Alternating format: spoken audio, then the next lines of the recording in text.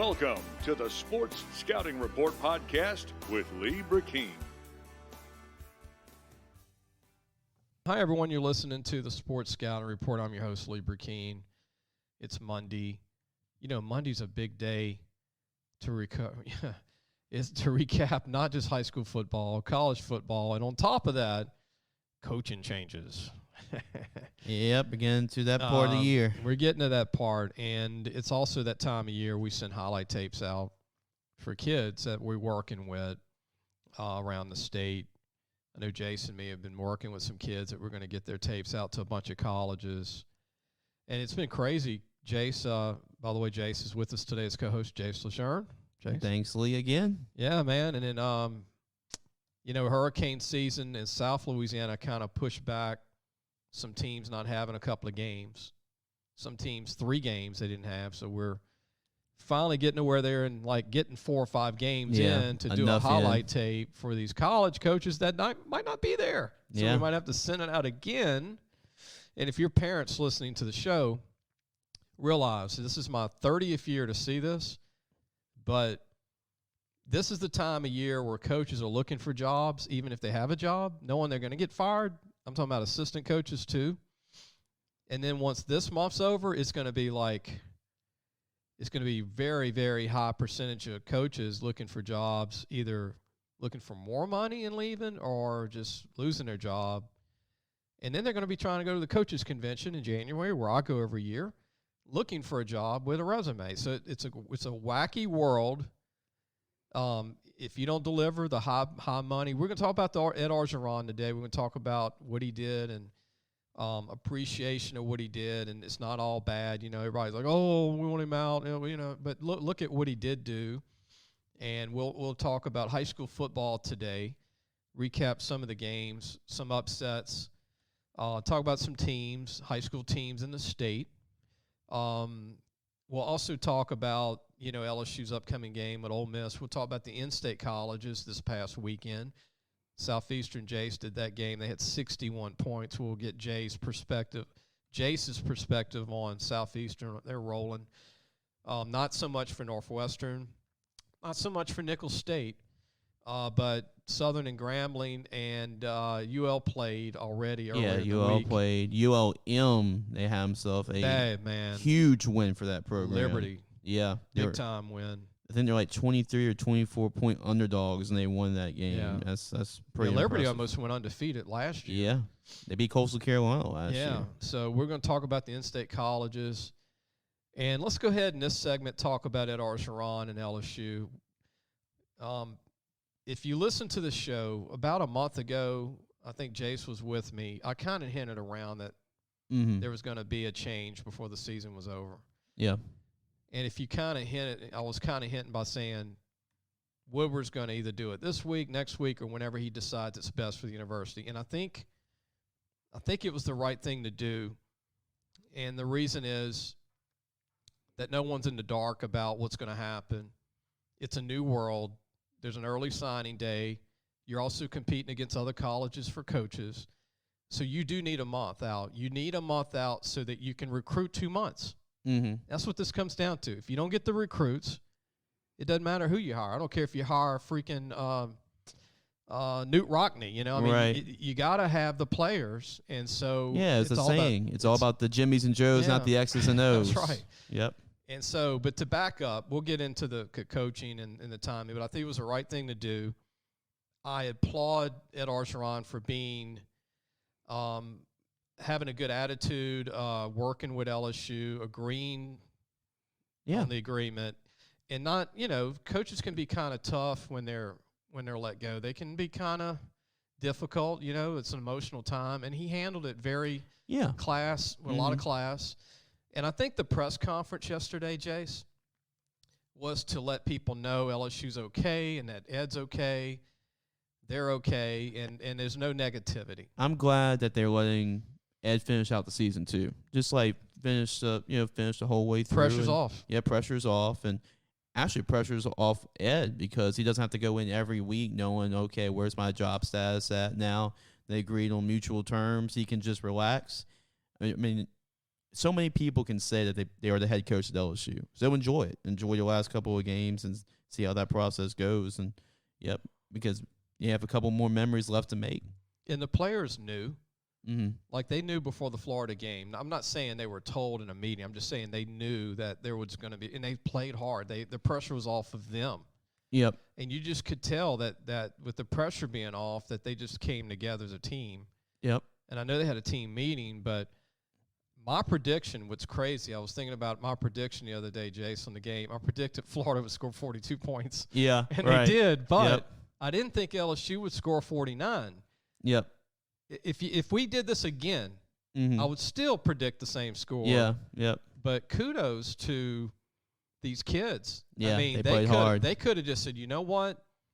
We're not going to play hard. We're just going to show up. We're just going to drag 11 o'clock in the morning. But I really, kudos to this team. Yes. Kudos to Ty Davis Price. Yeah, we've been kind of negative on them all year. Well, that's the guy that I saw in high school.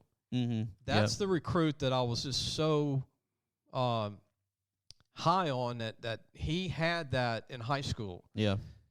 And it just goes to show you just a little glitch of putting Mashburn. Yeah.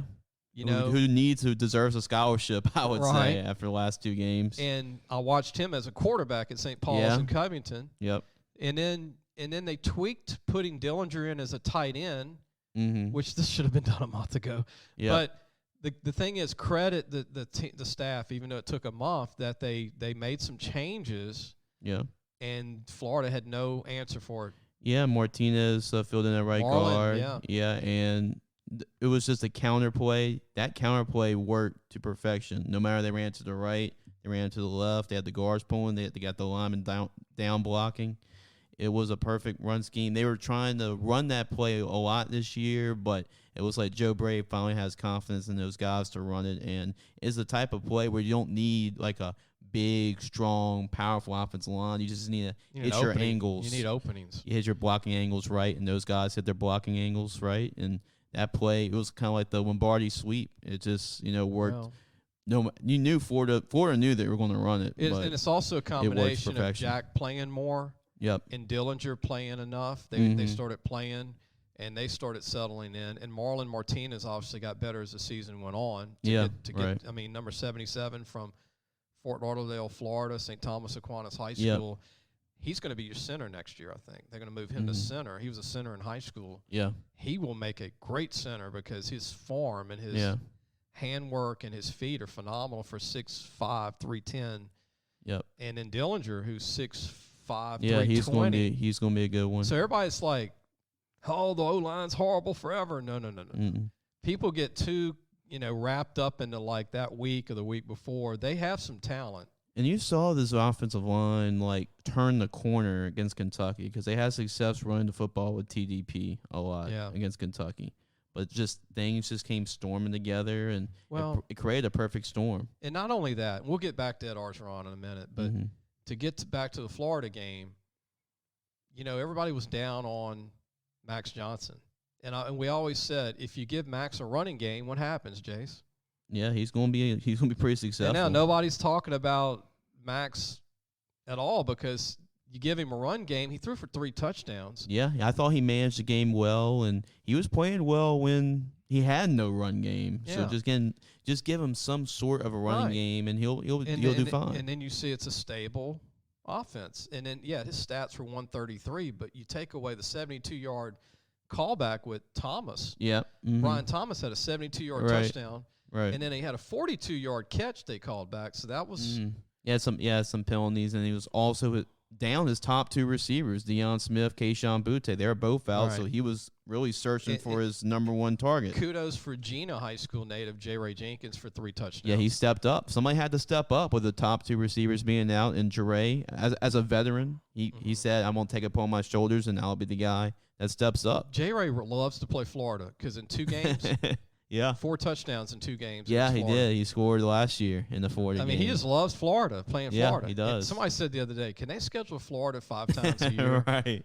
And look, they've got great talent, Florida. Dan Mullen now is on the hot seat. I mean, it's like LSU had half a team again. Yeah, that's 2 of LSU's worst teams over the last 20 years. And they beat Florida both times. Yep. It's incredible. Again, I never thought in a million years, but kudos to those kids and the defense. Even though they gave up 42 points, I mean, the four interceptions, That's Dwight McLaughlin stepping up when INT Baskerville pick 6. had an INT. And Damone Clark sealed the game. Yeah. Yep. Out in the flats guarding a guy. Yeah, he was back there in coverage with the interception.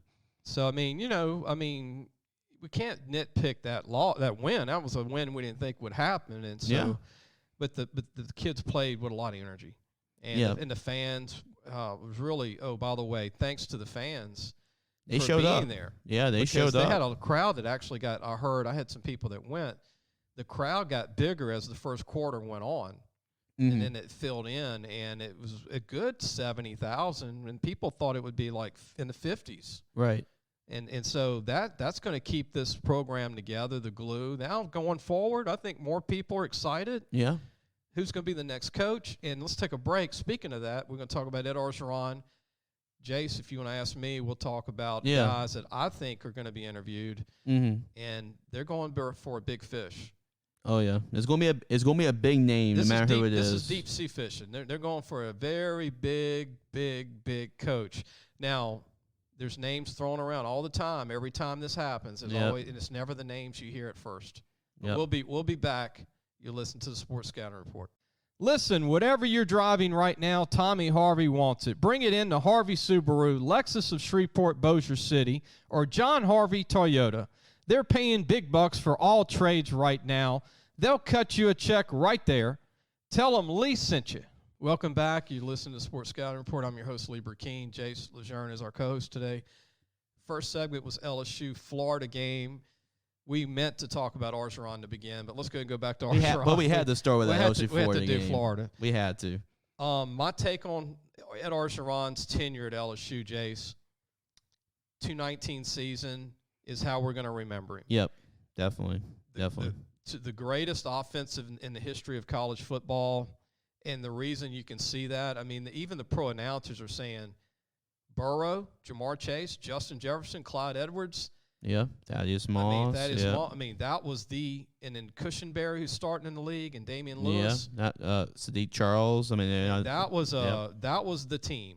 Mm-hmm. And you can say he didn't do this, he didn't do that, blah blah blah, whatever. He was still the head coach. He won a lot of games. Mm-hmm. Was he the long-term coach? No. Did he fill in when they needed him? Being from Louisiana, he came in, he kept it going. He won a national championship.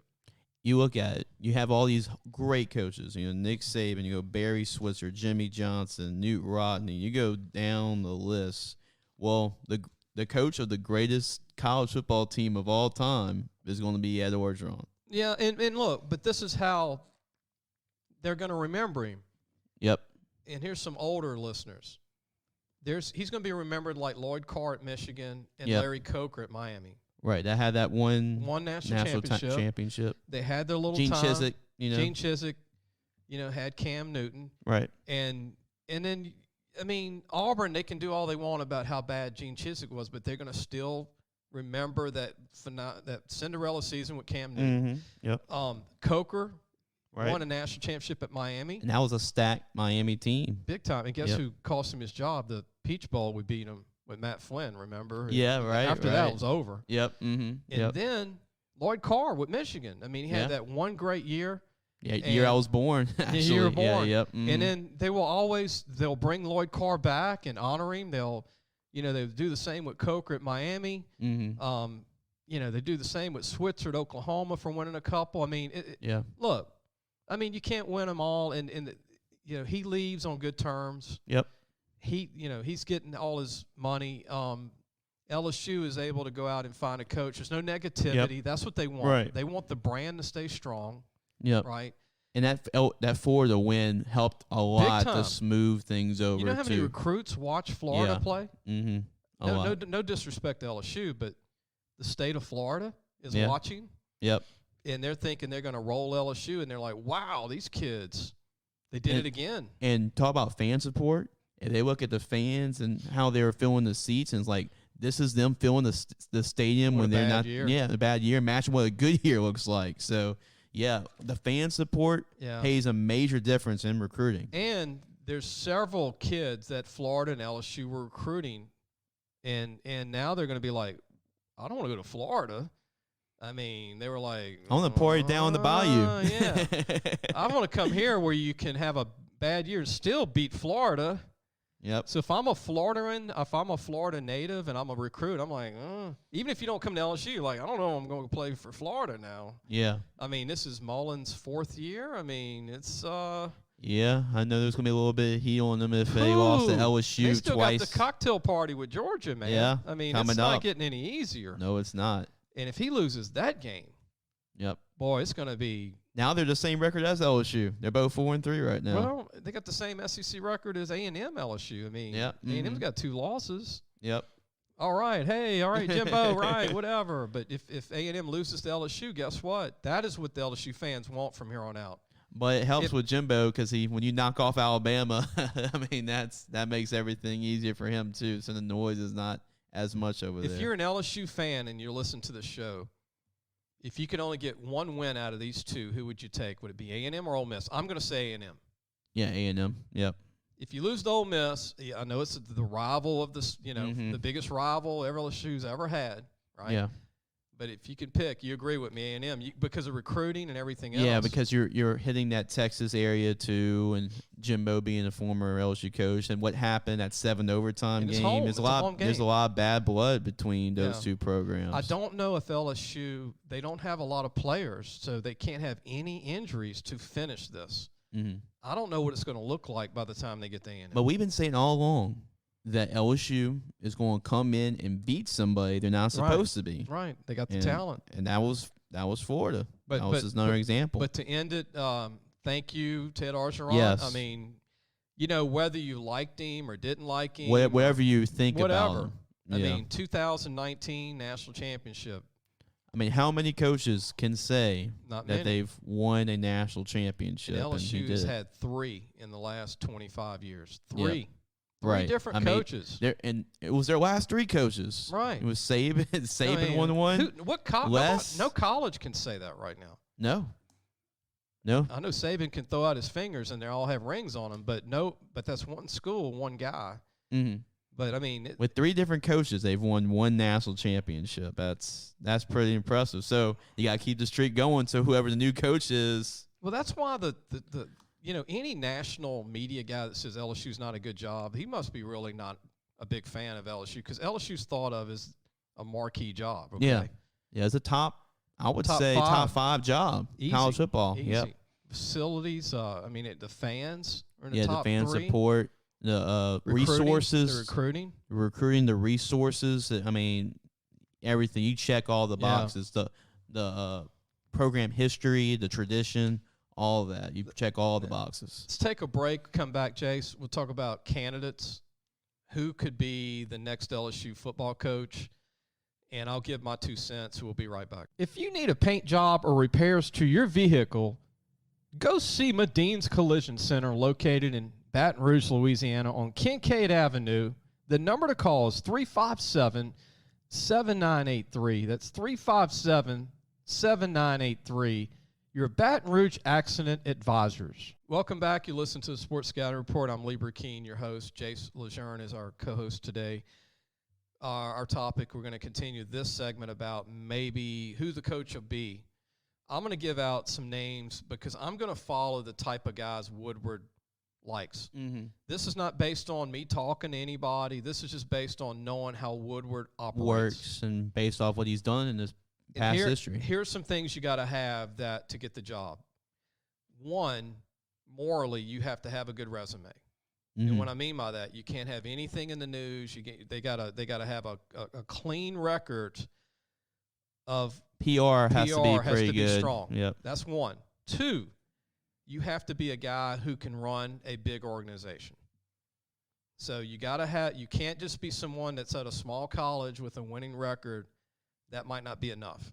Mm-hmm. 3, you got to be able to recruit, obviously, at a high level. 4, you've got to be a talented coach of some sort, meaning you got to be an offensive guy or defensive guy. you've got to have a background that you can actually develop an offense or a defense, because the last two coaches were not coaches that could run the show in any way. Like Les Miles was not an offensive coordinator or D coordinator, and neither was Ed. So they need to go get a guru who can actually, like Saban's a guru for defense. Like he don't even need defensive coaches. He just has them because he has to hire them. Yeah. You know, Kiffin, he's not going to make it because he's had an interesting history. Yeah, he has. He might check one box, but he might not meet another. Napier's on his way to being a great coach, but he hasn't done it at a high level and long. Mel Tucker is up and coming. I don't know if he's got enough resume yet for this, what I just mentioned. But Mel Tucker, I know him. I met him when the day he was hired. He was with me. And he knows what the expectations are at LSU. But when I'm talking about big fish, right, I'm talking about a guy that's done it, won championships, eats and sleeps his job, works 18 hours a day, doesn't burn out like an Urban Meyer, so he's out. Yeah, right. And so it's got to be a special part. But you know what? Everybody wants this job, and everything's on the table. Yeah, I would not even exclude Dabo Swinney. Dabo's at a point to where he's been at Clemson, he's done it all, a change. But you never know who might want to leave. You never know who might would have contacted Woodward. Yeah. The agent. Remember, the agent starts the process. The coach always said, no, I haven't talked to anybody. Yeah. But the agent will talk to the AD. And the there's a lot of stuff behind the scenes. Right. It's all politics. So I would not count out big people like Dabo Swinney. Luke Fickell is the one everybody's zeroing in on because he's got a little more resume than Billy Napier and Mel Tucker. Yeah. He's been doing it a long time. That's personally actually my number one guy. So my number one guy is Dabo Swinney. If he leaves, I like Luke Fickell because he's been at it a long time. Yeah. And he's the next great one, I believe. And he's a defensive guy. He's had a lot of success with defense. You could find offensive guys. I mean, they're all over the place, but those really good defensive minds, they are really rare and hard to find. Don't count out Mario Cristobal at Oregon. Well, Mario Cristobal too. I mean, he's actually right below my list behind Fickell. He fits everything I mentioned. Yep. He's been at it a while. He's proven. Now Oregon, nobody I can think can take Oregon. I don't know. I think Oregon's just at a certain stage. Yeah, I mean, I feel like Chip Kelly and him can really get the most out of Oregon. Everybody is on this list. They've talked about the Alabama offensive coordinator, Bill O'Brien. Yep. I'm not sold on Bill. Yeah, I'm not really sold on that name. Now, he's had success at the college level more than the NFL level. He's a good coach, but I'm still not really sold on Bill O'Brien. And I don't think Jimbo's leaving A&M. I think that's done. Yeah, I don't think that's happening. Even though he hired him, Woodward did. And that's why I get why a lot of people may be saying him because he hired him, and maybe Peterson too because he hired him at Washington. Peterson doesn't fit everything that they're looking for. His personality is not a fit for LSU, I don't believe. Yeah. And if you were going to go that route, just go ahead and get Miranda. Yeah, Miranda's personality, the thing is he's quiet. I don't know, you got to be introvert. And he's a genius. And he's a genius for defense. Now, but again, he hasn't been at it long enough as a head coach. Yeah, he hasn't been at it long enough, even though he's having pretty good success right now at Baylor. But, yeah, he would be a little bit down my list. This is a hire based on, again, a lot of experience, proven, great resume. Again, I don't think Lane Kiffin's somebody LSU wants to even get involved with right now. Just because of all the, like you said, all the PR stuff. Yeah, and he's had some issues. Like he's an offensive genius, yes. He's had some issues. But he's had some, just look at almost everywhere he's been with Tennessee and the Raiders and all that. But there's more candidates here than what people can. I'm just letting the fans know this is a job a lot of people Those want. are just names on the surface, but I'm sure there's other ones. Yeah. I'm not even talking about the pro guys who might be head coaches. Yeah. I'm not even talking about other big names that have been at schools that you think, oh, he wouldn't leave. Don't ever say he wouldn't leave. You don't know. The money's right. And you don't know what people are thinking. Like I said, Dabo Swinney is who I keep going back to because you think, well, he's not going to leave. But you know what? Yeah. He might want another challenge. It's getting a little stagnant there, and he's been to 4 national championships in, 5 years, 6 years? Yeah. The only other thing I can think about about Dabo. Maybe he's trying to save it because I know he played at Alabama. Maybe he's weighing Nick Saban out, but that's the only thing I can think of. I think Jimbo wants the Bama job. Because I can see Dabo wanting that Bama job. No offense to A&M fans, but if Alabama comes calling to Jimbo or Kiffin, and again, I don't see Bama hiring Kiffin either. Same scenario. Yeah. Just same scenario. It's like when he completely grows up, Yeah, right. And for Dabo, too, it's going to be important for him because you're hiring another, CEO type of guy because he's never been an offensive coordinator, defensive coordinator. But you don't want to follow Saban's shoes either. You don't want to be that first guy. I don't know if Dabo would want to do that. I mean, that's a tough guy to follow. Yeah, I mean, whoever's going to follow him is going to be right. Tough It took shoes. Years to get things right after Bear Bryant. Yeah. Like several coaches, Bill Curry, Gene Stallings, even though he won one, he got fired. Oh, that's another one national championship coach. Right. Gene Stallings, yep. Won one and got fired the following year. Yeah. Think about that, LSU fans. He got fired the following year of having a bad year from a national championship. Yeah, I believe the coach after Era Parseghian for Notre Dame only had one national championship as well. And one last name I'm gonna throw out because you don't know what's really going on. Coach Kelly at Notre Dame, who I think is a phenomenal coach, don't think that he would not consider LSU possibly because he's been at Notre Dame forever. And he's done he's left Cincinnati, when and he might want another change. Yeah, he's one of those guys that wants a new change. Everybody wants to get to the SEC. Okay, that's the thing. Yep. And Oklahoma joining in Texas makes these coaches' egos even triple want to get to the SEC. It's all about getting to this conference. Hey, who knows? Maybe Lincoln Riley wants another change. You never know. I'm not sold on Lincoln, though. His defenses are bad, and they've always been bad. And that's why I keep on referring to Fickle and Cristobal. I want a defensive-minded guy, and then you can always find a great There's offensive a lot play of offensive caller. coordinators. Yep. There's a bunch of young Cliff Kingsbury's and Joe guys Brady's. like there's they got them all over the place. It's like the young guy from Baylor whose dad was the coach at Baylor, and they got in trouble. Yeah, Kendall Briles. Kendall Briles. I mean, there's a bunch of those guys. Yeah. You can get them in their late 20s. Like Brady's not the only guy that was, a genius. You got all kinds of them everywhere. Yeah. I mean, as interns going up the ranks, I mean, the defense is a different animal. You're right. Yeah, they're rare. They're hard to find. We're gonna especially in today's age. But here's my thought: if they pull off a Kelly, a Dabo, or a Fickle, those would be the three. And you might hear these guys being interviewed, like Mel Tucker getting an interview, right? Yeah, definitely. I mean, Tucker definitely deserves an interview. And you know what? Between agents and the actual coach, they'll go through 20 coaches. Yeah, because right now we're the top two jobs opening right now. It's LSU and USC right now. I think LSU's head of USC in that aspect. USC is way back. Yep. I mean, LSU put in a national championship 2 years ago. USC hadn't seen one since Pete Carroll years ago. So not everybody wants the USC job. Again, everybody wants to get to the SEC. Yep. And everybody wants to dethrone Saban, And I guess the only coach that's successful right now that's not considering the LSU job is Kirby Smart. Kirby's there for life unless they get rid of him one day. Right. Unless he has a debacle and loses to Florida and finishes is not strong. You never know. So. And we can scratch off Nick Saban ever coming back too because and Nick at the age he is.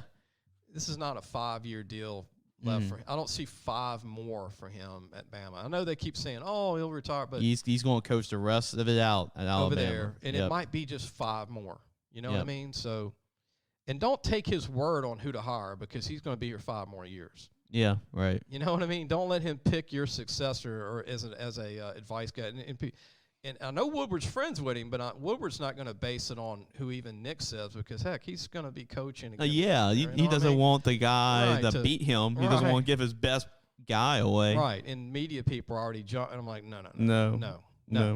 You gotta be smart about that stuff. No. We're going to take a break. When we come back, we're going to talk about in-state colleges, and then we'll finish the show with our final break about high school games this past Friday and Thursday. We'll be right back. Welcome back. You listen to the Sports Scouting Report. Lee Brecheen, your host. Jace LeJeune, the co-host today, our editor for Louisiana Football Magazine. Go to LAFootballMagazine.com to get your preview issue still, South or North or digital.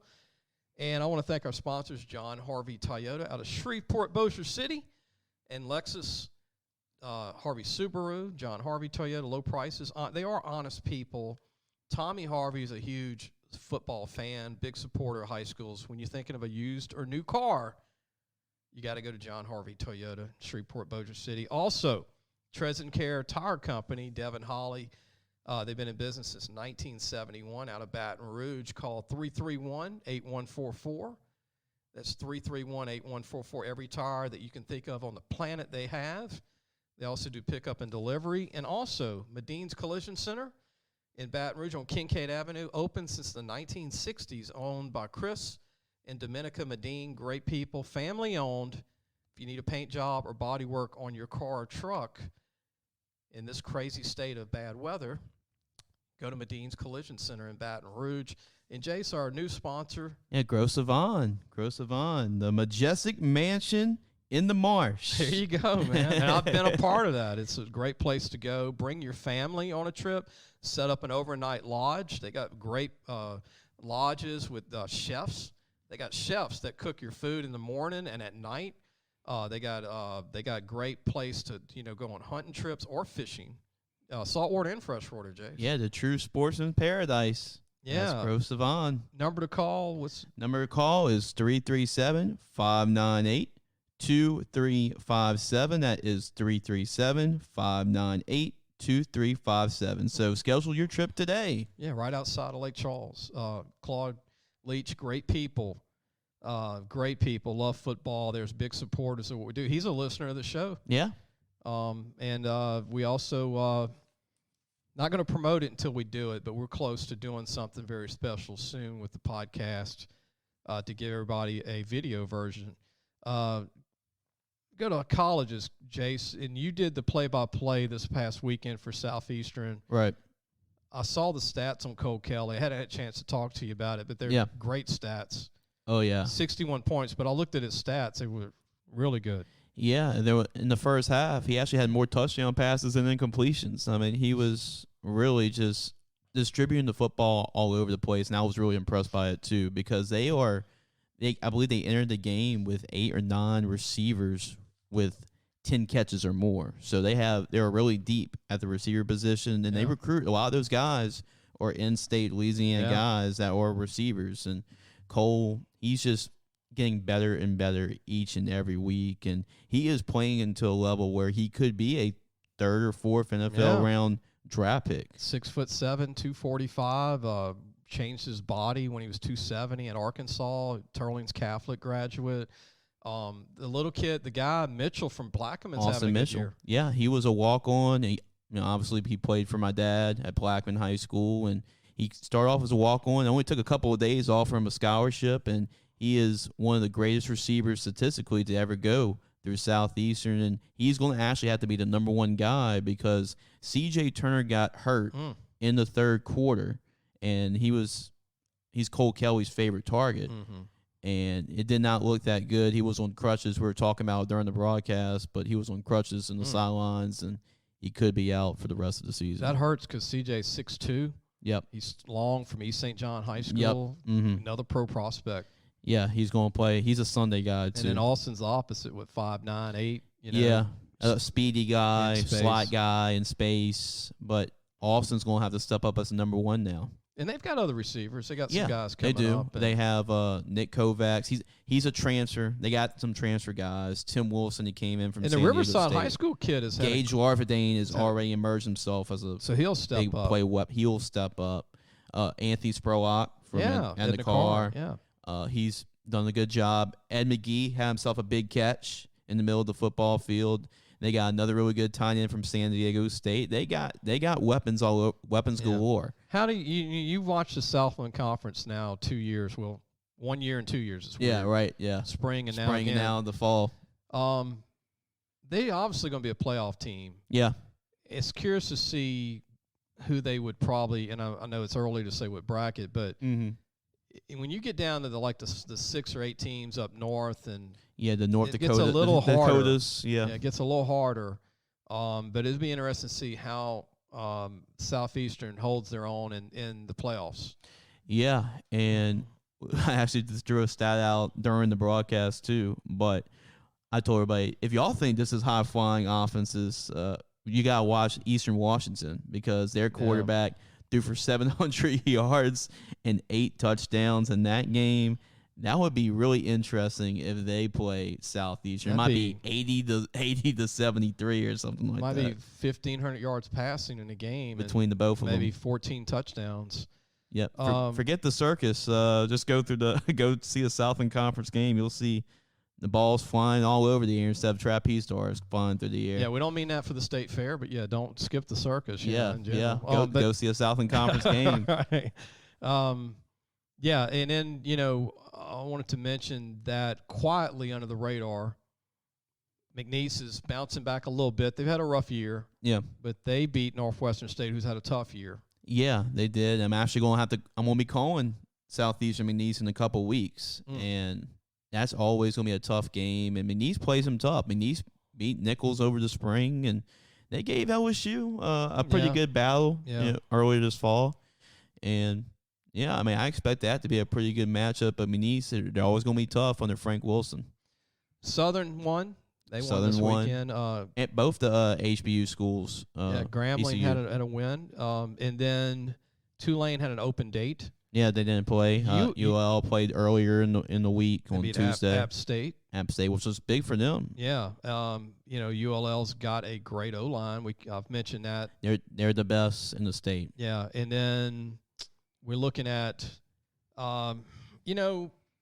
Louisiana Tech, I believe, had an open date. Yeah, a big win that we have to get credit for is ULM for what they did against Liberty. They were huge, heavy underdogs entering that game. Hugh Freeze. Everybody was talking about the big upset with LSU over Florida, but, right there with it as far as across the country, and obviously number 2 Iowa losing, that had to be the next big upset of the week was ULM. Well, yeah, Liberty won 14 out of 16 games. Something crazy with Hugh Freeze. A great quarterback, Hugh Freeze. And ULM is basically a team of walk-ons. Mm-hmm. And what Terry Bowden's done. They've already won 3 games. Coach Rodriguez, even Rodriguez's son's hurt, the quarterback, so they have to go to another quarterback. ULM, I'm telling you, if next year, it's an old saying, next year, but truly, next year they're going to be freaking good. Yeah, this was a lanyap year. If Coach Ballany said we get 1 win this year, we're going to be ecstatic, and they got 3 because they did not win a game last year. I'm helping them with their recruiting right now in the state of Louisiana and helping them with names and information and guys under the radar, trying to help them. It was a good week. Yeah, it's a good week. Switching to high school football, let's go ahead and take a break. We'll come back. We got some games Jace pulled up. I watched about 27 games on film this past week. My brain is mush. And then I stayed home, and then I did go to a game. I went to St. Michael's and Ascension Catholic, really just to kind of have fun finally, not to have to go scouting because I've seen Ascension Catholic, I've seen St. Michael's. But I appreciate also, I want to give a shout-out to Greg Wood and his company Gage for allowing me to tailgate with their family and all the St. Michael's parents. Man, you're talking about a great group of people, Jace. They brought about 1,000 people. Yeah, they bring a lot of fans. For homecoming. They filled the whole stand. It could have been 1,300 people. I'm just guessing. Tough team. We'll talk about that game when we come back, talk about the other games, talk about your game, Dunham Episcopal, and some upsets in the state, some teams in the state that are doing pretty good. We'll be right back. Be sure to take your car and truck for all your tire needs to Treads and Care Tire Company located in Central. The number to call is 331-8144. Family owned and operated since 1971. That's Treads and Care Tire Company. Welcome back. You listen to the Sports Scouting Report. I'm your host, Lee Brecheen. Jace LeJeune's with me. This segment, we're going to talk about high school football. Again, I went to the Ascension Catholic game. Ascension Catholic came back and won. St. Michael's, tough team, man. They actually, the starting quarterback had to sit out, Jace, the first quarter. And then came back the second quarter. They were down, not by much by Ascension Catholic, but just... Yeah, 28-24 was the final score. Ascension Catholic won. Yeah, I mean, tough game. Good. Ascension Catholic's not your normal 1A team. Yeah. They're huge. Yeah. Tapp is on defense, committed to Texas, the DN. He didn't have his best. Yeah, game. I was about to ask you how he did. He's a kid, right? Not every game's going to be. You're going to be up for every game, He ain't going to look like, an All-American in college every week. That's what people don't understand about these kids. But you're going to have an off game. But they're playing 4A St. Michael's, who's got a big O-line. I got a chance to see him against a 4A team. So he did struggle a little bit against a bigger O-line. Okay. And they're going to be double teaming him. They're going to make sure he doesn't. And they did that, but he had his moments.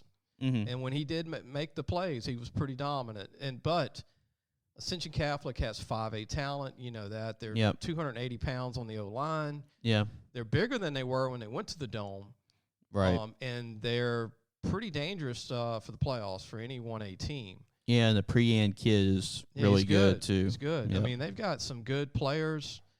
This punter's really good. Special teams is good. They've always been pretty solid at those aspects, too. St. Michael's, if they can get in the playoffs, I think that would be great because they're blue-collar, tough, smash-mouth. Every play is like it's its last. I'd enjoy watching them play because they don't have a bunch of D1 players, but they're very young. They're disciplined. Yep. And they got a chance to get that program to another level. I think Coach Jace LeJeune is he's done a good job. He's done a really good job. He went there. Yeah. Going to the next games, we've got some other games that were pretty interesting, Jace, that you want to mention. Sure. I mean, I'm not going to mention Episcopal every single week. Right. But I'm going to mention this one because it's one of those things you had to be there. Dunham Episcopal. That's going to be for the district championship. And what a game it was. Dunham was up by 17. They were up 27-10 first half. They scored on the last play before halftime, and it was a quarterback run. That's all it was. And they scored on that play. And, me and my broadcast partner, Kurt DeLay, were thinking it was going to be a long game for Episcopal, but they scored 3 touchdowns in a matter of 2 minutes, and it was a back-and-forth game. And actually Dunham had the lead with about a minute left to play, and Episcopal hit on a double pass with both the quarterbacks to their best player, Thomas the Armin, for the game winner. So it was a 44-40 game. It was one of the best high school games I've ever witnessed. Yeah, tough loss for Dunham, but Dunham will be in the playoffs. Yep. These two teams, know each other. Parents know each other. Kids know each other. It's always going to be a crazy game. Yep. Some other games in the state that definitely. St. Aug beat Westgate. That's big. That was really big in my opinion because Westgate has a lot of talent. 27-14. You talk about they have a really good tight end, Danny Lewis, a quarterback. Well, he was actually a receiver. Now Jordan he's playing quarterback, Jordan Doucette. And they beat St. Thomas More pretty bad a couple weeks ago. And they were really talented. But, St. Aug's one of those teams that talent shows up. It's going to be hard to beat them. And in that case, it was. Well, in 5A, when this thing gets down to the same teams, like Scotlandville, and Catholic High, Brother Martin, John Curtis, right, and then St. Aug. St. Aug's a team you don't want to play. No. I mean, you can't. You just so much speed. And look, ask the Zachary coaches who the best team was they played this year. St. Aug. Yeah. Yep. Even though they beat St. Aug, St. Aug is they're tough, man. They're not always this tough. They're not always this together as a team. This team is really good. And the only reason they have a loss this year is because they're in the Catholic League. Yep. And then Jesuit. I mean, Jesuit's to me my sleeper to maybe be in the state title game because I just from what I've seen. And they beat John Curtis. Which anytime Finally. you can beat John Curtis. And they haven't beaten John Curtis in a long time. So that was a big win for Jesuit. Yeah. But, I mean, it's Jesuit, Curtis, Brother Martin, St. Aug, Catholic. Scotlandville, Catholic, and Byrd. Bird's young. Yeah. If Bird's in that conversation, they're just very young. I watched them this year. Yeah. They lost a lot on their OD line, and they're a little different in the trenches. Yep. They're skill-wise, they're pretty strong. Yeah, they're pretty good this year, and I still can't believe Natchez Central beat them this year. They're really good this year. Natchez Central. Natchez Central's always has a team. They always got players. It's just putting it together. It's a sleeping giant. A big victory because Holy Cross was struggling this year. Right. Even though Rummel is a young team, it's still Rummel. Yeah. But that's a huge victory for Coach Salter from Maggio and Holy Cross, 28-21 to beat Rummel. Well, Holy Cross is a team in the Catholic League that started as the youngest team this year. And the good thing about youth is that they become experienced come playoff time. So if Holy Cross gets in, anything's possible in this league of the same people playing one another, because obviously they're going to want a rematch with somebody that beat them in the playoffs if they can get in. Yeah, and Bird did beat Benton pretty big this week. And Benton's a good team. So Bird, you can definitely throw them in the mix. And they're like Bird's like the Holy Cross of Shreveport. They started the season really young. They got a good quarterback who's a junior who's they're building around. They've got some very good players on defense. Pons moved the receiver who was the quarterback. Yep. He's done a good job. And they have a lot of good players still, but they're coming around late. Yep. St. Thomas More defeated Turlings Catholic without Walker Howard, and Turlings Catholic was having a great season this year. That's a big victory for St. Thomas More, and I believe if it wasn't overtime, it was like late fourth quarter, but 41-35 was the final score. It was a good one. That's like LSU Ole Miss playing. I mean, for high school football, those two teams in Lafayette, again, know one another. All the parents know one another. Two Catholic schools just duking it out. And you can throw away records in that game. Oh, yeah. But, yeah, St. Thomas More without Walker, big win. Yeah. With beating Turlings. Going to North Louisiana for this one, this was a huge game, especially in 2A, because these two teams in 2A, they could contend for a state championship this year. That's Manny, obviously, and Avoyles. Avoyles is really good this year. They got like a 250-pound running back, that bowling ball. He's 235. 235. But he's 6'1". Yeah. And he's like – he can move for a big man. Yeah, he's athletic. And he's unstoppable in 1A. And so they run him like 20 times a game, 25, and he is just – and you know that attack Avoyles has. They have three running backs. Mm-hmm. Yep. That triple option, I mean, it's just crazy to stop. He doesn't want to punt the football. Coach Boone, he doesn't want to punt the football and at look, all. he's been so close. He's kind of been banging at the door, right, to get to the semis every year. This is probably his best team in a while. I'm all for Avoyles getting there because I'm pulling for those veteran coaches, right, to get there finally. And then, you know, Manny's just Manny, man. They're loaded. Coach Curtis does a great job. They're not going anywhere. This could be potentially a 2A state championship. We might see this game again in the playoffs. But Manny defeated Avoyles 34-30, which was a great game. The running back for Avoyles, who's only a junior. Yeah. He reminds me of Brandon Jacobs when he was at Assumption. Okay. How big of an unstoppable figure he was. Yeah.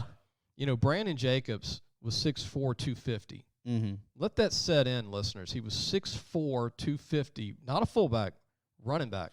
Yeah, my dad coached against them. He led Assumption to, like, heights they would have went to. And I remember him rushing for, like, 300-something yards against Curtis on 40 carries. Yeah. Mm-hmm. And everybody on Curtis held on to him every play. And that's what I see with Avoyles. You got this big back who is super talented, like Brandon Jacobs, and it's like, go ahead, stop him. He's getting the ball. He's going to fall forward. Right, we're going to give you the yards. play. He's getting the ball, okay? Yep. Put you 9 in the box. And, if you do stop him, guess what? You're going to be worn out come fourth quarter, and he's not. Yeah. Mm-hmm. And that was Jacobs. That's this kid. And they got a couple other running backs. Yeah, they got some good talent over there. And, they're not – you know what they're going to do, man. They're just going to line up and just run right at you.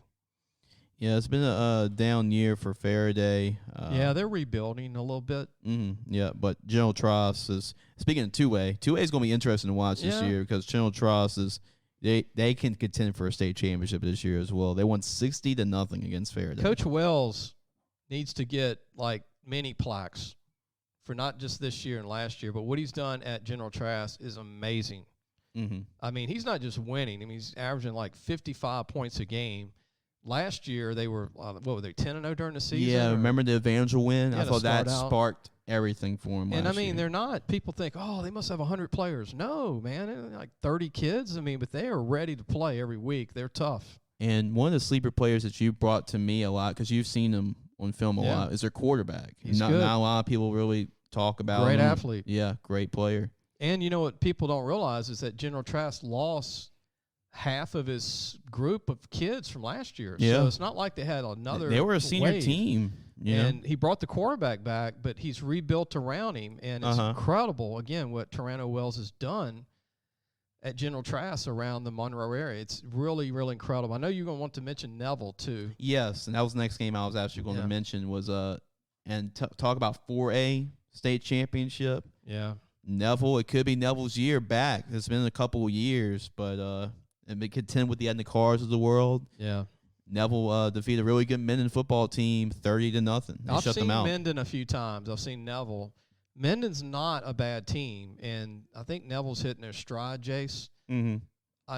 Everybody knows about Will Campbell. I've been talking about him for 4 years. He's going to be a starter. He'll be the best freshman O-lineman in the country next year for LSU. He will start next year. And I think he will sign with LSU. He wants to stay home. Mm-hmm. They have another offensive lineman named Lance Hurd. Okay. Lance is 6'7", 320, runs a 4.9 40.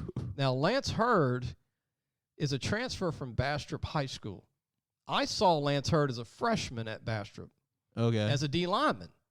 And you could tell, he's going to be an O-lineman. Well, Neville moved him to O-line, and he's just starting to learn O-line. Mm-hmm.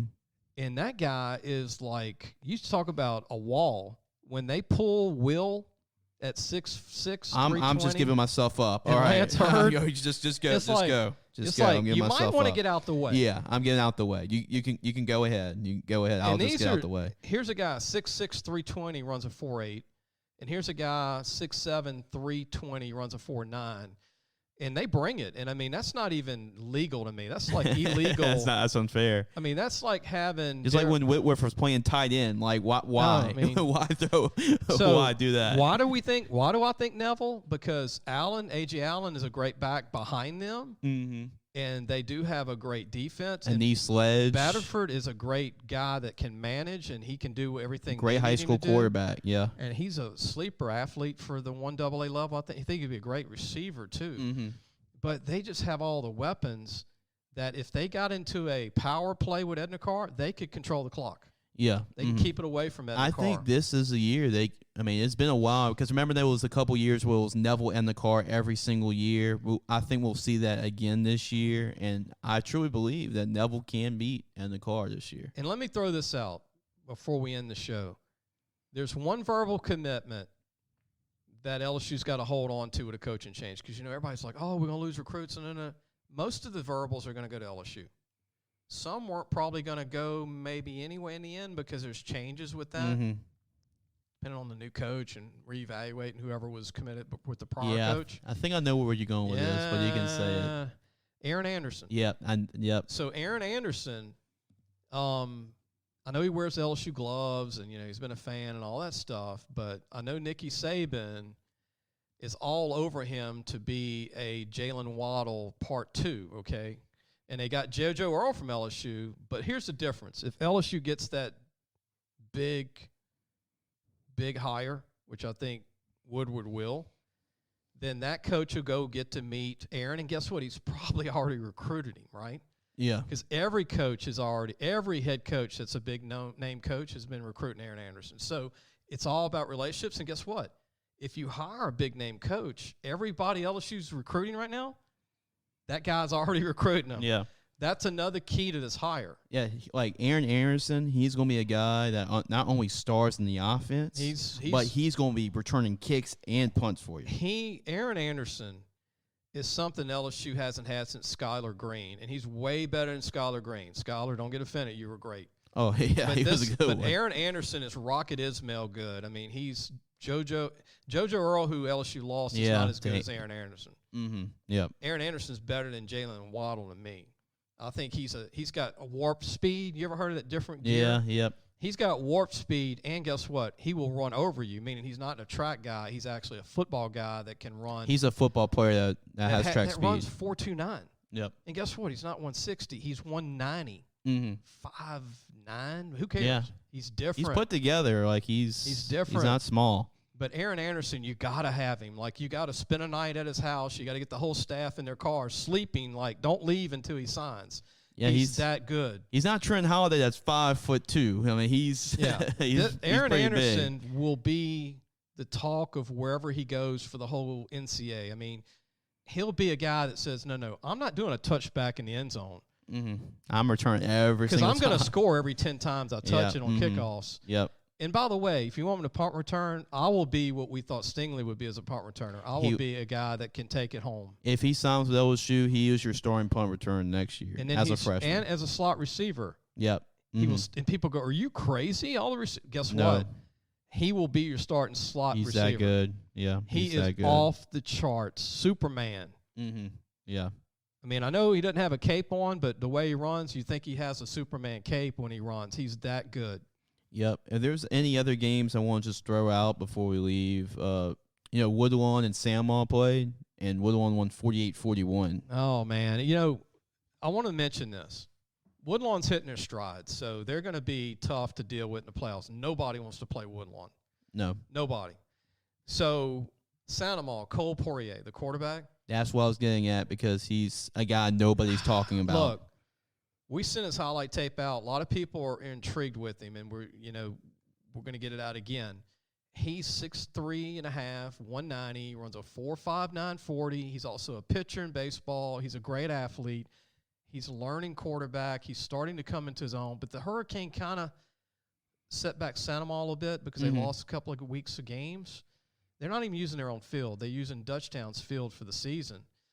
But Cole Poirier and the Sandmall team is loaded on offense, Jace. They have 4 receivers that are really good. They have a great O-line.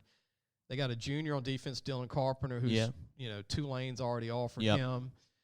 They've got some talent. And Sandmall is the team that's got a chip on their shoulder.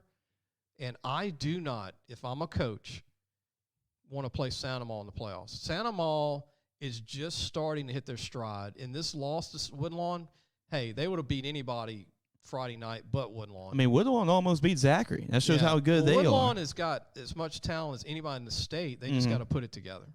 And then one more Baton Rouge game I want to throw out is because it was a huge one. U-High beat Woodlawn. U-High beat Woodlawn. Yeah, that's what I was going at. U-High beat Madison Prep 37-29. That's a big one. I want to mention this.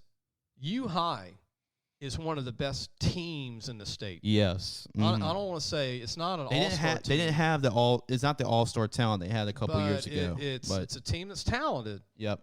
But, yeah, they don't have like 9 Power 5 senior D1s. You don't have Christian Harris at wide receiver. They only have 2 Power 5. Yeah. But they've got some juniors that are really good. And Miller Leach is a sleeper on O-line. I think he's a 1AA guy, D1 walk-on. Could be a D1 starter as a walk-on. I mean, and by the way, our fans are going to love, I say this, Dylan Moses' his little brother, Jace, by the way, is going to be phenomenal. Yep. I've watched Dylan this year. Yep. As a 9th grader. It's like a clone of Dylan, but he's better than Dylan. Wow.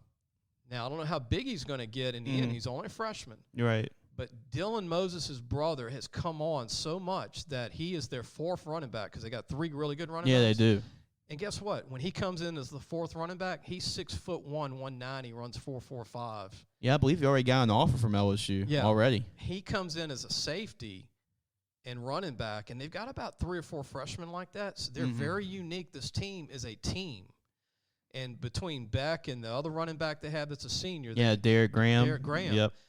They don't even have to run one guy 20 times a game. They have also number 23, their little stud wing receiver, slot back. Yep. They've got so much team talent. They're hard to scout because they're fast everywhere. Heck, Dylan Smith at DB has 5 interceptions. Yeah. And he started at safety for a long time. He can't even get a lot of tackles because as a team, they gobble up everything. Yep. And they're very young, too. Yeah, they got the Allsberries too. They're talented kids. They've got a lot of. They've got number 43, who's a young linebacker, who's a tackling machine. They got a team that could come back next year. But I want to mention this: the coaching staff at U-High is doing an incredible job. Yeah, Coach Andy Martin's done a great job. Andy Martin, Opelousas native. They are one of the best teams. In the state. And then I have 2 more I guess I'll throw out. First one is Lafayette being Barb. Lafayette is a team we haven't really talked about, but they beat Karen Crow earlier this year. I watched that game, Jace, actually the other day. And what really sticks out about Lafayette High to me, I've been watching Lafayette High since 91. Their tall quarterback is 6'4". His brother was the senior quarterback last year. He's a junior. He's phenomenal, by the way. He's 6'4", about 200 pounds. They're big. They're fast. They're physical. This doesn't look like the Lafayette High I've seen the last 30 years. This is a team that they can beat anybody, and they're a team to watch out for in the playoffs. That's not a fluke, beating Karen Crow. Mm-hmm. Their OD line's about 260, 270. They're very athletic. Their skill guys are tall, very fast. But this young quarterback they got, who's the younger brother of the guy that's been starting from, he might be better than he is. He is better than the older one. But he's almost 6'5" in height. He's about 210, 205, 200, somewhere in there. But he's very athletic. And he's a guy that reminds me like a Holstein, like Zachary. He's only a junior. Another quarterback to put on the list, right? Quarterbacks are stacked. But Lafayette High is not a team that's like, it's an academic school known for great students. And every now and then you'll have a Treff Falk or you'll have this guy or that guy. But this team here, man, this is the best looking team I've seen on film in a long, maybe ever. Mm-hmm. Now, I don't know if they're going to win a state title, blah, blah, blah, but man, again, don't want to play them if I'm a 5A team. I don't want to play them. And I know that Newman does not, and Arch Manning, all the talk about Arch Manning, Right. St. Charles Catholic. Right. I mean, it's just they're the thorn in Newman's side, it seems like. And they won 12-7. You know, St. Charles Catholic has numbers, great fans, and they're tough. They can scheme you. They're the team that can give Arch problems. And you know what? Let me say this. People that like to judge a recruit off of one game, let me just give everybody a warning about one thing. I am the guy that said Peyton Manning, and I earn up to it. I saw him play one time in high school, and he didn't show me John Elway stuff in that one game. But guess what? He was a kid, and I should have watched him more games. Well, if you're judging Arch on this one game, let me just tell you, he's going to be a phenomenal quarterback. Oh, yeah. He's a kid. Yep. And I think the pressure and where people say he is and where he's going to be are different. Mm-hmm. Where he's going to be one day is phenomenal. He's just not perfect yet. Yeah, he's still, he's a junior in high school. Yep. But people watch a game and they go, oh, well, he didn't have a good game. But you know what?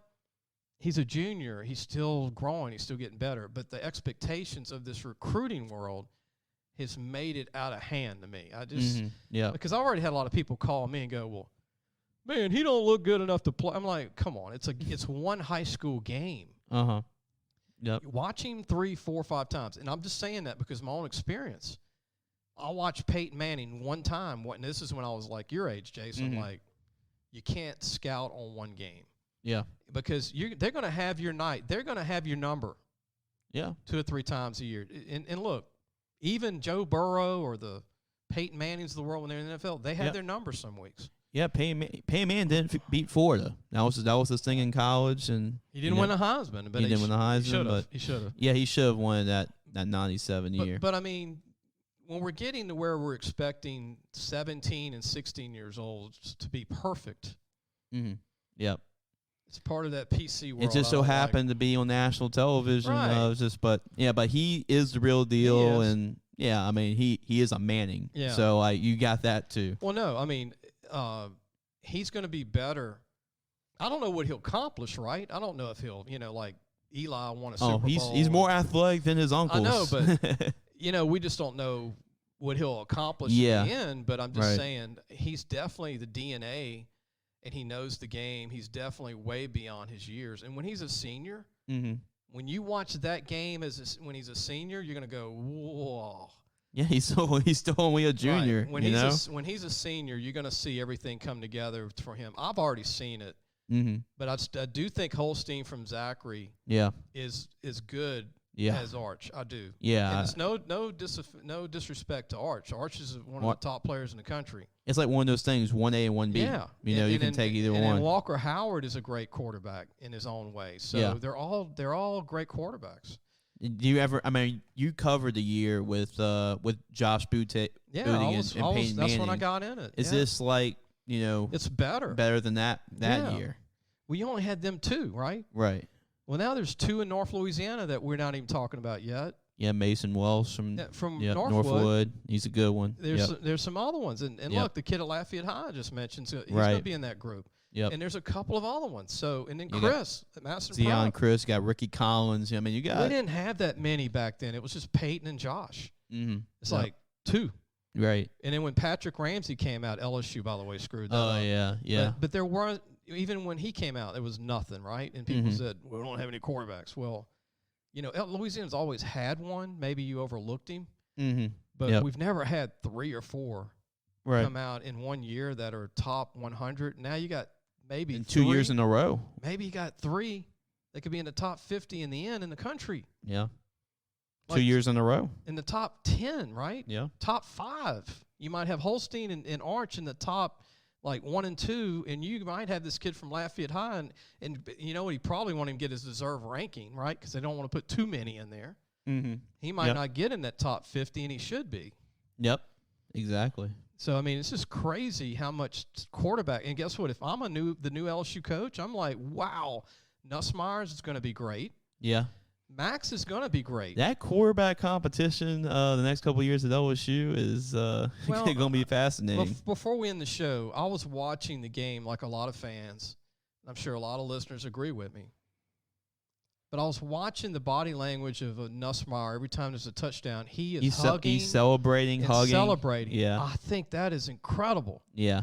He's not pouting. Nope. He's not by himself with his head down. He's not twittering, I want to leave. No. He is like, in the moment, I love being here. Man, this is great. Let's win. You know he truly loves LSU and loves his teammates. He's having fun with it. But you know what? 2 quarterbacks can be happy, and we went over that before. You can have 2 that are different, and I think those 2 will play, and I think Walker will redshirt. Yeah.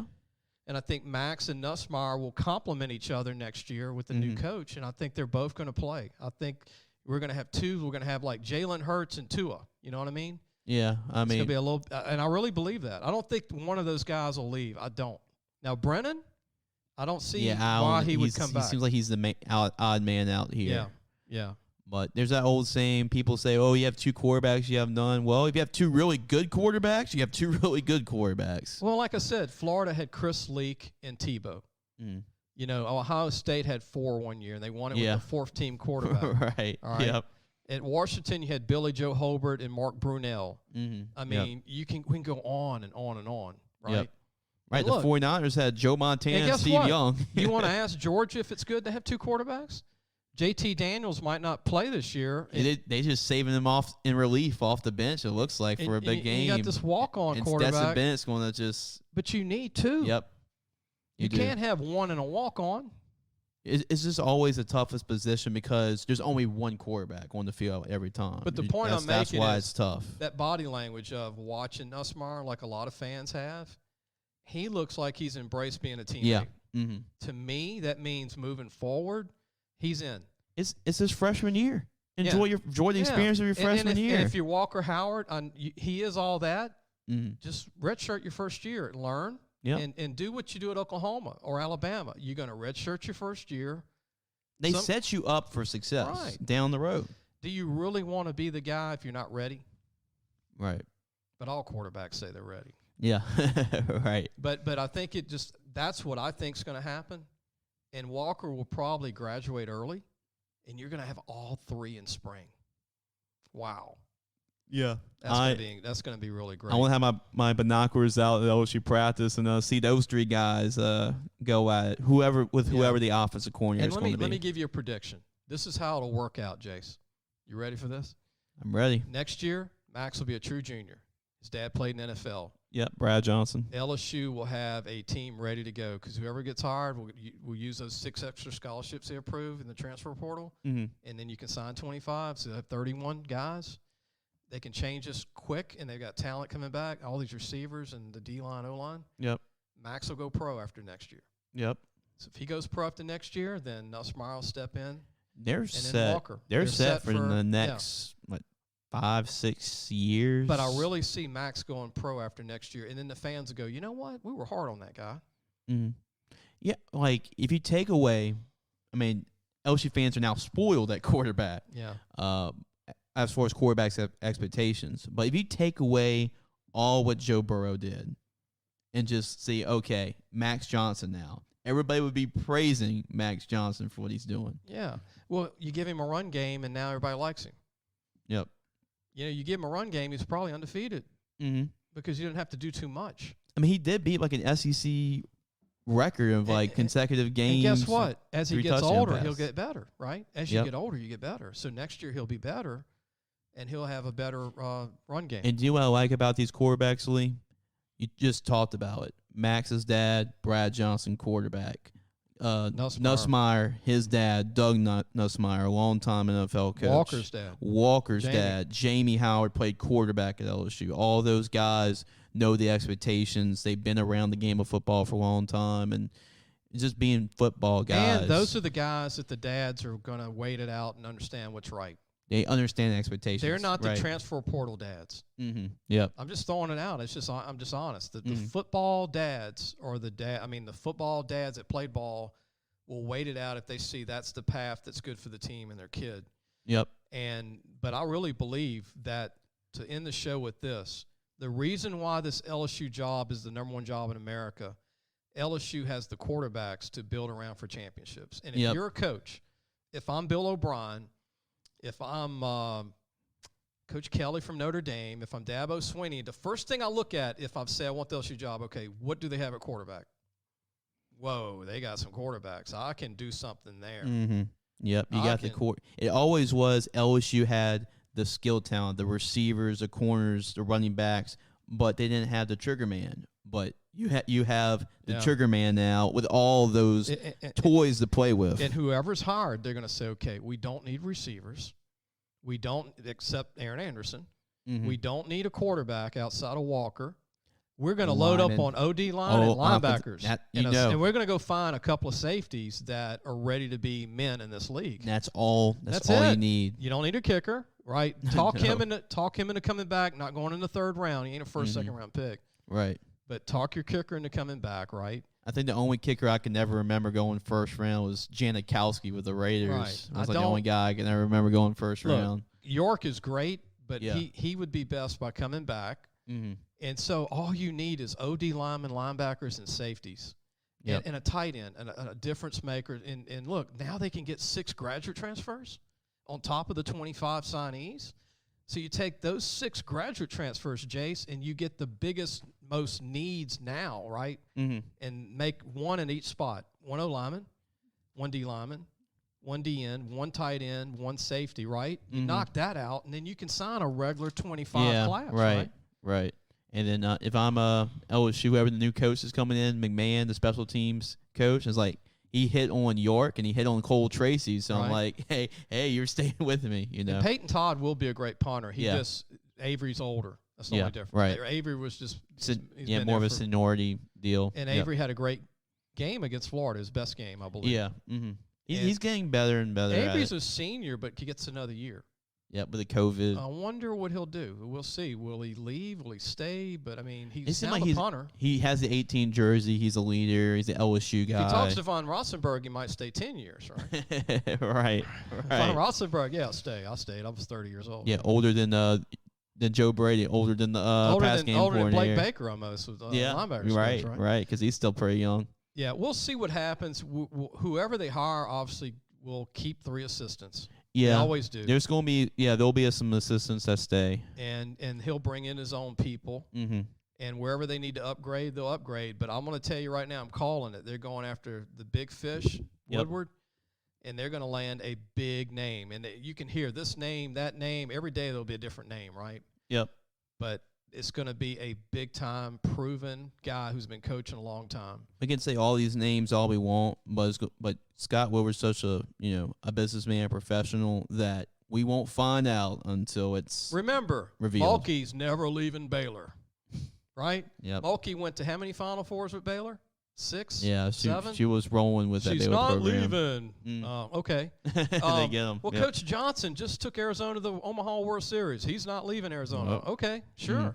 Yep. I mean, he convinced. Yeah. I mean, he hired Jimbo from Florida State. I know it was a different situation there. Chris Peterson from Boise State to Washington. Yep. So but I mean, our people are like, don't think LSU can't pull this off. They can easily. Yeah, I just have to say, a new athletic director too makes a whole lot of difference in these situations, and you just have to trust Scott Woodward. He knows how to hire people. Yep. The prior guy did not know quite like this. Yeah, right. And I really like the hires. I think we don't have time today, but Will Wade's team coming back could be the most talented team we'll talk about in the future. And they get this new football coach. The coaches are going to be on incredible. this, like across the board in sports. That's just pretty incredible, the coaches they have. And let me tell you what, LSU is farming California right now in baseball. Talk about recruiting. Mm-hmm. Think of this stat. I'm going to blow people's mind. I've never seen this with LSU, and baseball in California is the real deal. Yeah. There's a lot of California kids in the SEC doing great. Mm-hmm. It's not the same in football. Yep. But Johnson already has commitments. Get this, Jace. From 5 of the top 10 players in California for the class of 222. Wow. 4 commitments out of California in the top 10 for 223. Now, that's a first in the history of LSU baseball. Maneri couldn't do that. Skip didn't do that. No. Now, Aaron Hill came here. He's the only guy I remember from California that was like all world. Mm-hmm. But he's going to California, and what he's doing, he's been recruiting these kids for like 3 years, right, to Arizona. Yeah. Yep. And they're wanting to follow him here. And, I mean, do you think the California Pac-12 coaches are talking? Like, man, this guy's coming over. He's a threat. Yeah. He's going to be a threat. And look, California is the best producer of Major League Baseball talent in the country outside of Florida, and Texas is right behind them. But California, Ole Miss, half of their team is even Arkansas had some great California players. Right. Yeah, baseball, like in the West Coast, is kind of like the South and for football. Yeah. Yep. You get a pitcher from California or a hitter, they're way advanced. Mm-hmm. And they're just killing it, man. He might end up with 6 of the top 10 players for 222 in California. And our fans are like, well, that's too much. No, well, he knows them. He's just that's his demographic. That's right. What coaching in Arizona. Now, he just knows those guys. Now, a year or 2 from now, removed from California, he might sign more Florida guys, but he doesn't have to go to Texas right now. Mm-hmm. Yep. And he's still getting his Louisiana guys. Yep. And so I think Johnson is. Man, I can't wait for baseball and basketball and Kim Mulkey with girls basketball. Yeah. And gymnastics are signing some of the top prospects in the country now. Yeah, and Beth Tarina's been pretty good with her softball program. Beth is so close. Yep, she's always in the conversation. In the top 8 every year. Mm-hmm. Yep. And then other schools in the state like UL with Napier. Napier, I think, might end up coming back. But let me time out real quick on this. There's going to be other openings. Uh-huh. But they might be able to keep him 1 more year. I really believe that. Yeah, he's doing an excellent job in Lafayette. Now let's see what Skip Holtz will do at Tech. At Tech, I think he's doing an excellent job. I don't know if he'll come back. Yeah. And then Willie Fritz. He's going to stay in Tulane. He'll stay. He'll stay in Tulane.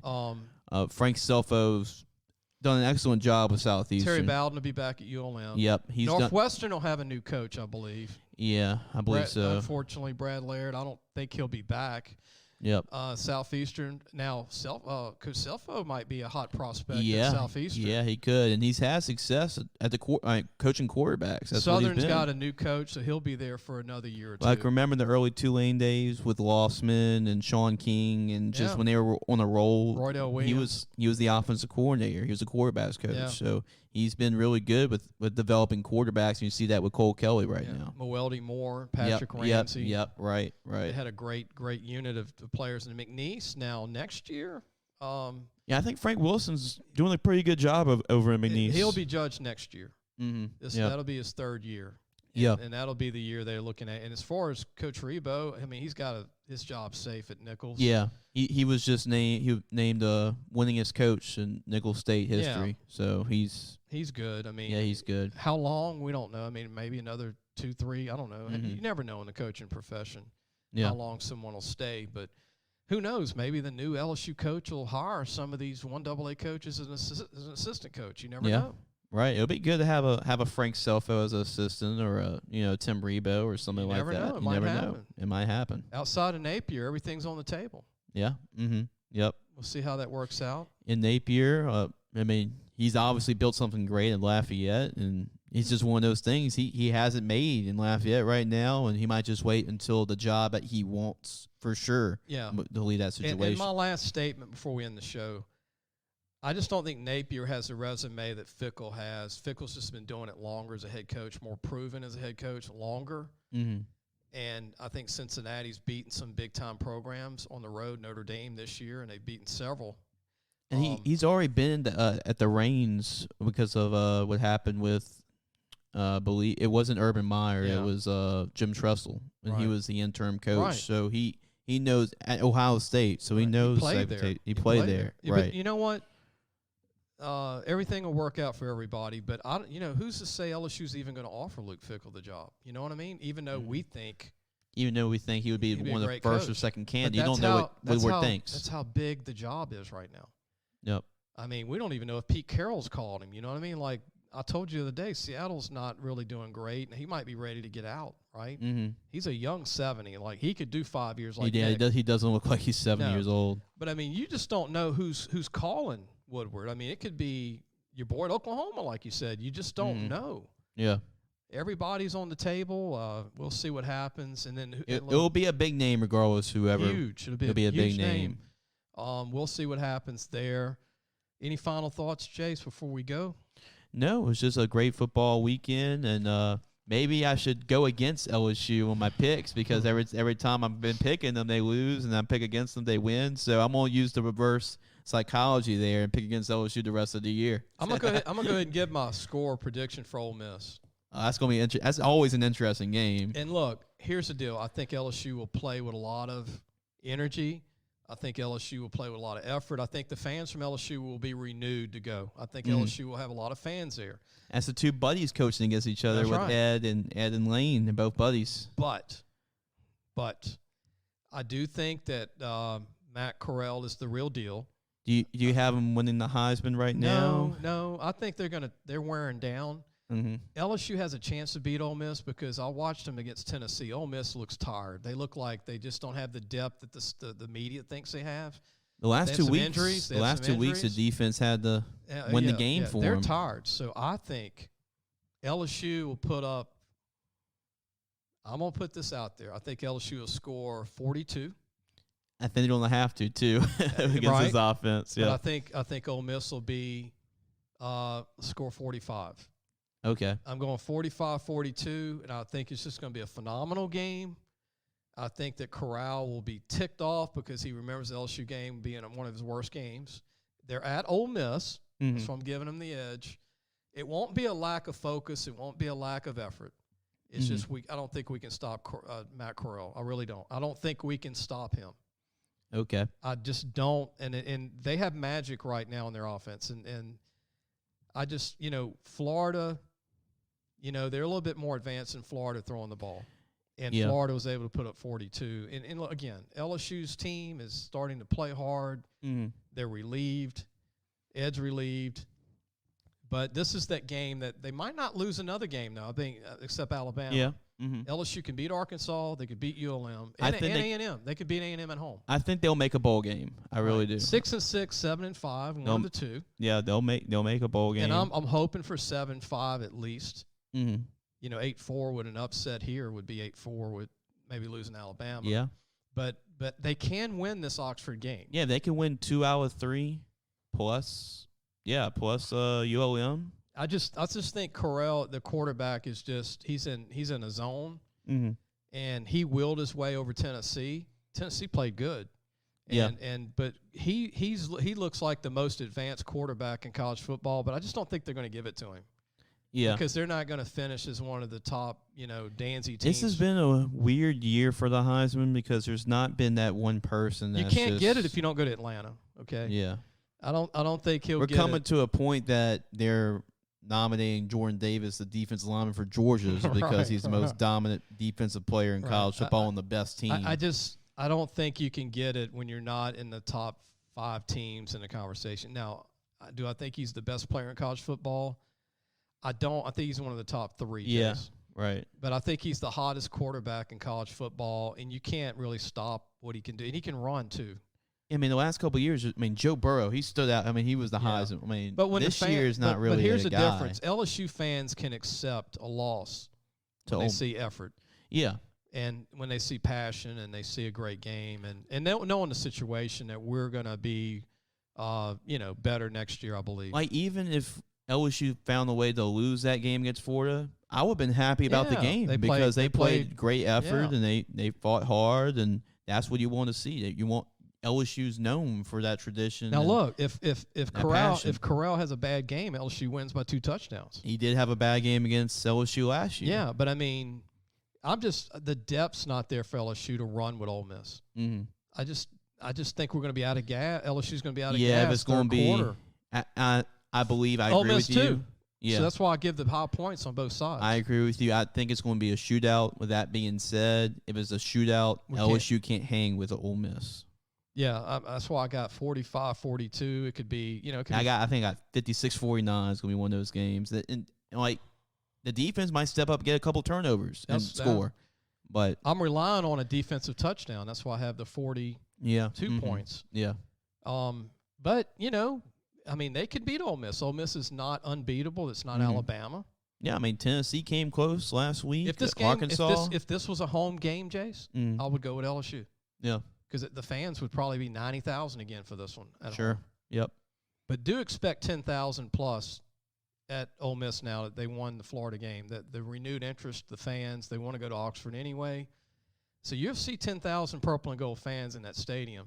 Also, before we leave, I just want to, show off a little bit. I'll admit when I'm wrong, and I'll boast when I'm right. But, Lee, you talked about Mississippi State and Alabama last week. Yeah. I said Alabama was going to blow out Mississippi State. So you got it. I got that one right. Let me mention this because we got some State fans that listen.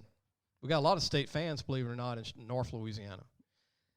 I think that State could have stayed in the game, but they scored 2 field goals in the first half, and you got to score touchdowns. Mm-hmm. Yep. And in the red zone, they couldn't get touchdowns. And Mississippi State struggles in the red zone, and I thought they would finally be okay there. And wasn't Rodgers banged up, too? And Rodgers hurt his shoulder. Yeah. But, I mean, you can't trade field goal touchdown with Alabama. But, yeah, I mean, you score 6 points instead of 14. That's what got them. And then all of a sudden you're down by 28, and all of a sudden they got there on you, and it's over. Fourth quarter's just third team. Yeah. Yep. But, yeah, I mean, State, Leach, this offense is it could be the greatest thing, and it could be an Achilles heel for him. Yeah. Because when you get inside the 10, you can defense it. Yeah. Because the routes are like it's these going to have to 5-yard be routes. And he doesn't have the running back to complement the passing game and that Mickey Mouse 5. And he also doesn't want to run the football too. Yeah. So but for him to have a long tenure at State, he needs to go sign a great running back because if you don't get a great running back, he had Kylan Hill last year. Yeah. But if you don't have a great running back, then you're going to have trouble getting the red zone when all your plays are designed for 5-yard outs and ends. I mean, it's not. And he's going to have to show a little bit more balance, too. I mean, it's not only sign a great running back, but he also will need a play, like the play calling needs to be a little bit more balanced. Well, I just don't think he has a running back to have a run game this year. I don't think they have one. Mm-hmm. Okay. The Johnson kid, he's okay. The other kid, Right. I mean, but they need to get some better recruits, and they have a good O-line. Mm-hmm. They have a good defense. They got great corners. Yeah. Yeah. But, it just – for him to stay in Starksville, he's going to have to go step it up on recruiting and not just get receivers and a quarterback developed. Yep, but I was wrong about this. I thought Kentucky would upset Georgia, and I did too. Yeah. Georgia convinced me that they're the best team in college football right now. Georgia reminds me of like a cat chasing a rat. Okay. Like a cat toying, before he actually tries to get the rat. I'm just going to sit here and just I'll just put my paw out, just keep you back the whole time. And, I'm just toying with you. Well, and Kentucky, you just watching the game, didn't you feel like they were never going to get inside the 20 of Georgia? Like that was just like there was like a red line that was just like burnt. Yeah. Like, you're not going to get inside the 20. It's not going to happen. We don't care if we give you 12 downs. Yeah. They made Will Levis look average. Don't they remind you of just being around LSU and following LSU? Don't they remind you of that 2011 LSU team? Good point. Yeah, they have a lot of similarities. They reminded me that, and I think I speak for a lot of LSU fans, but I remember when LSU played Alabama that year at Alabama. LSU had Marcus Spears and Marquise Hill and Lionel Turner, and they had all these Kyle Williams. You could have gave Alabama the ball 14 times on the 1 yard line on LSU's 1, and they were going to stop them. Yeah. Like, you could eat a sandwich and go leave the TV, Jace, and say, Bama will not get in the end zone. Because LSU, that was like really the last time the defensive line was really deep. You had the Honey Badger and Mo Claiborne. They had a D-line that was just suffocating to where you could not run the ball. In Georgia, the difference between LSU and Georgia's defense, LSU has a bunch of pass rushers. Georgia has, like, you can't run on these big guys. These big guys in the middle, like Jordan Davis, and the other 330-pound. When they grab you, you're down. Like, there is no moving them. I mean, they are dominant. And you know what? They might be the first team to win a national championship without a quarterback. Yeah. I mean, it might defeat all these theories. Like, you might have a 5'10" quarterback walk-on, manage Georgia, and win a national championship. With this team, they can do it. Their offensive line's huge, and they're physical, and they got two or three running backs that rotate. I'm gonna tell you right now, if Georgia and Alabama play in Atlanta, if it still ends up being that, if Georgia doesn't hiccup against Florida and go down, right? If Georgia plays Alabama in Atlanta, this is the first time that Georgia can man up on Alabama's O-line and say, you're not going anywhere. Yeah, I think they're actually better than them up front, like talking about both sides of the trenches. Do you think Georgia's intimidated by Robinson at running back? No. I mean, it's not Najee Harris and Richardson and Derrick Henry. It's not Ingram. It's none of those guys. Those guys were phenomenal. No offense to Robinson. Robinson's a good back, and he'll play in the NFL. He'll probably have a long career in the NFL. But he's nothing he's not going to run all over Georgia. No, he's not the quality of backs where Derrick Henry was, and when Richardson was in college. And then bringing Roydell Williams off the bench is not like their second team old days. Yarborough. I thought McClendon getting hurt. It's big time. Who's also Jace as well. Right. But with him getting hurt, I thought that was huge. Huge. Even more, I thought more huge than Chris Allen getting hurt, and then some of the defensive players getting hurt, because that really triggered a lot of the depth. Well, think about it. Trimmed down a lot of the depth for Alabama. Saban signed the number one running back in the country like 4 times in 12 years. Richardson was the number one running back out of Pensacola, Scambia in the country. Yeah, Najee Harris was the number one player in the country. And Derrick Henry was too. Yep. All right. So, and then you get Ingram, who's the top running back in the country, his senior year. So you didn't do that. There's a gap there. Yeah. You see what I'm saying? There's a gap. You can see it. You're mortal. All right. And they don't have that battering ram of 3 backs to wear you out. And they're going to be in trouble if something happens to Robinson. A&M exposed them. Yeah. Jimbo, give him credit. He exposed Saban of his weaknesses. They're not the defense No. they were. No. I mean, Florida was moving the football well and running the football well. I'm telling you, I never thought A&M's quarterback would beat Alabama. I never thought that would happen, because he's not one of those legit guys that you said, oh, he's a Joe Burrow. He's this, he's that. But Jimbo attacked Bama, and they hit them where they're weak, and that they're not strong at linebacker either on defense. And I said a couple weeks ago, but it's weird the quarterbacks that did beat Alabama, because you do have the Joe Burrows, the Johnny Manziels, those guys obviously, but there are also Bo Wallace beat Alabama, Steven Garcia beat Alabama. They have, but those are early years though. Those are early years. Yeah.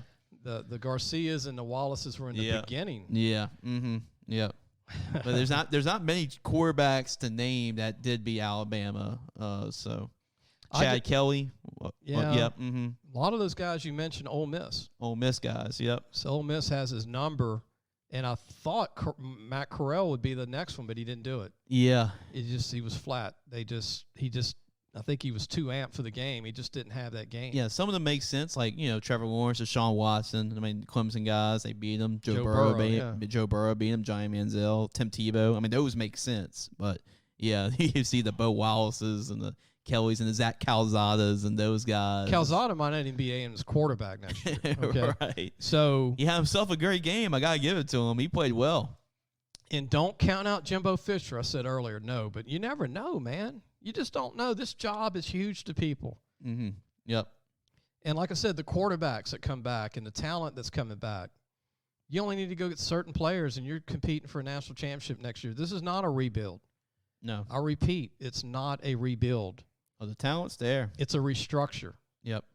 It's a restructure of culture and just rebuilding it back to mindset. It's not a talent rebuild. Just needs talent in 2 or 3 key spots, but you can get that with that new rule of 6 transfers, and that allows LSU to sign 25 and 6. Can you believe 31 now they can get? If they can't find all their solutions in 31 signees and 6 transfers. Especially where the talented states you have around you, and from the high school ranks, and then, like you said, through the transfer portal. Enjoyed it today, Jace. Thank you. We'll be back on Wednesday. We'll have a show on Friday, and we'll go from there. Hope everybody has a great Monday.